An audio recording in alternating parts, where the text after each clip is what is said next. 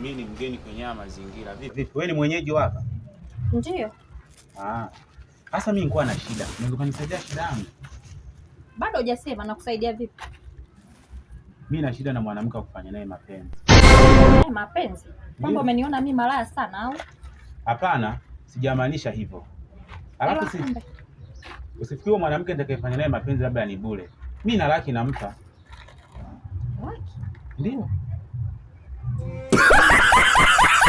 Yaani nikimaliza tu kufanya naye, mimi namkabidhi laki yake. Laki moja kabisa unayo? Dada, huniamini au? Sia.